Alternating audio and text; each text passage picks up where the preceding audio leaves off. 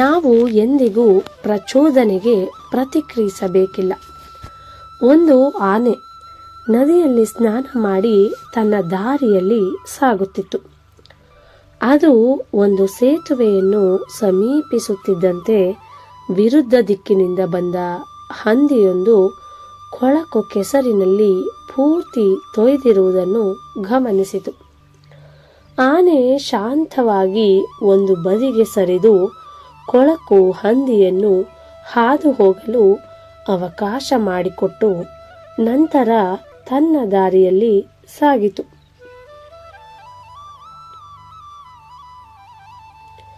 ನಾನು ಎಷ್ಟು ದೊಡ್ಡವನಾಗಿದ್ದೇನೆ ನೋಡಿ. ಆನೆ ಕೂಡ ನನ್ನನ್ನು ನೋಡಿ ಭಯಭೀತಗೊಂಡು ಒಂದು ಬದಿಗೆ ಸರಿದು ನಾನು ಹಾದು ಹೋಗಲು ಅವಕಾಶ ಮಾಡಿಕೊಟ್ಟಿತು ಎಂದು ಹಂದಿ ನಂತರ ತನ್ನ ಗೆಳೆಯರಿಗೆ ಹೆಮ್ಮೆಯಿಂದ ಹೇಳಿಕೊಂಡಿತು.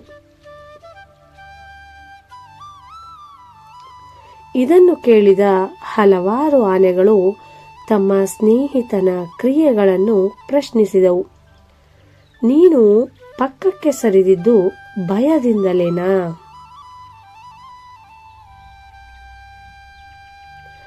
ನಾನು ಹಂದಿಯನ್ನು ನನ್ನ ಕಾಲಿನ ಕೆಳಗೆ ಸುಲಭವಾಗಿ ತುಳಿಯಬಹುದಿತ್ತು ಎಂದು ಹೇಳಿದ ಆನೆ ಮುಂದುವರಿದು, ಆದರೆ ನಾನು ಸ್ವಚ್ಛವಾಗಿದ್ದೆ. ಹಂದಿ ತುಂಬಾನೇ ಕೊಳಕಾಗಿತ್ತು. ಇದಲ್ಲದೆ ಅದನ್ನು ತುಳಿಯುವುದರಿಂದ ನನ್ನ ಕಾಲು ಹೊಲಸು ಕೆಸರುಮಯವಾಗುತ್ತಿತ್ತು. ಅದನ್ನು ತಪ್ಪಿಸಲೆಂದೇ ನಾನು ದೂರ ಸರಿದೆ ಎಂದು ಹೇಳಿತು. ನಾವು ಕೆಲಸ ಮಾಡುವ ಕಚೇರಿಗಳಲ್ಲಿ, ಸಂಘ ಸಂಸ್ಥೆಗಳಲ್ಲಿ ಅಥವಾ ನಮ್ಮ ಸಮಾಜ ಮತ್ತು ಕುಟುಂಬಗಳಲ್ಲಿಯೇ ನಮ್ಮ ದೃಷ್ಟಿಕೋನಗಳನ್ನು, ನಮ್ಮ ವಿಚಾರಗಳನ್ನು ಒಪ್ಪದ, ವಿತಂಡವಾದ ಮಾಡುವ ಮನಸ್ಸುಗಳಲ್ಲಿಯೇ ದ್ವೇಷ, ನಂಜನ್ನೆ ತುಂಬಿಕೊಂಡ ವ್ಯಕ್ತಿಗಳು ಇರುತ್ತಾರೆ.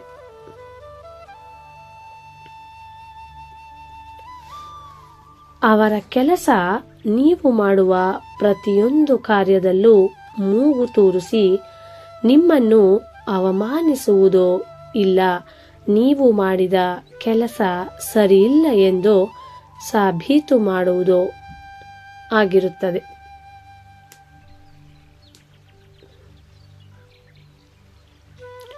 ಅದಕ್ಕಾಗಿ ಯಾವ ಮಾರ್ಗವನ್ನು ಅನುಸರಿಸಲು ಹಿಂಜರಿಯುವುದಿಲ್ಲ.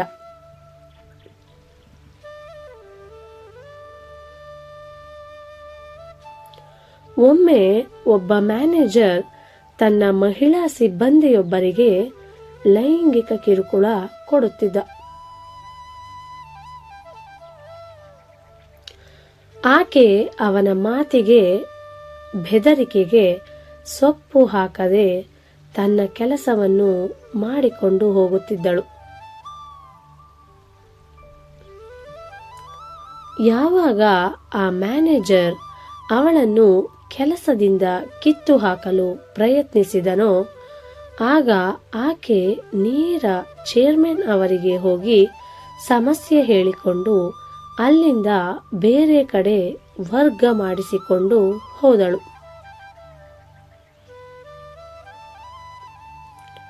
ಹಂದಿಯಂತೆ ಮನಸ್ಸಿಗೆ ಕೆಸರನ್ನೇ ಮೆತ್ತಿಕೊಂಡಿದ್ದ ಜಾಗದಲ್ಲಿ ಇರುವ ಬದಲು ಅಲ್ಲಿಂದ ಕಾಲ್ತೆಗೆಯುವುದೇ ಕ್ಷೇಮವಾಗಿತ್ತು.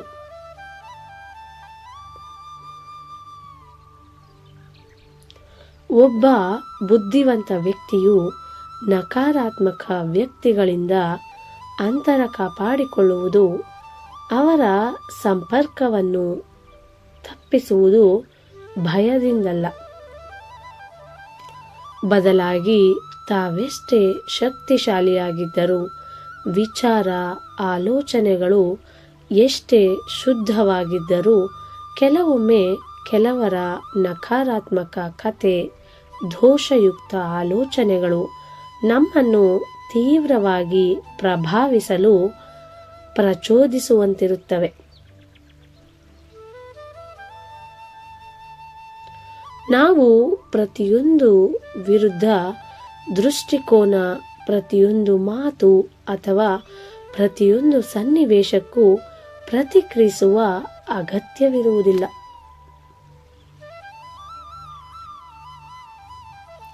ಸಂಯಮದಿಂದ, ವಿವೇಚನೆಯಿಂದ ನಮ್ಮ ದಾರಿಯನ್ನು ಬದಲಿಸಿಕೊಂಡರೆ ಸಾಕು. ನಿಜ ಅಲ್ವಾ ಫ್ರೆಂಡ್ಸ್? ಧನ್ಯವಾದಗಳು.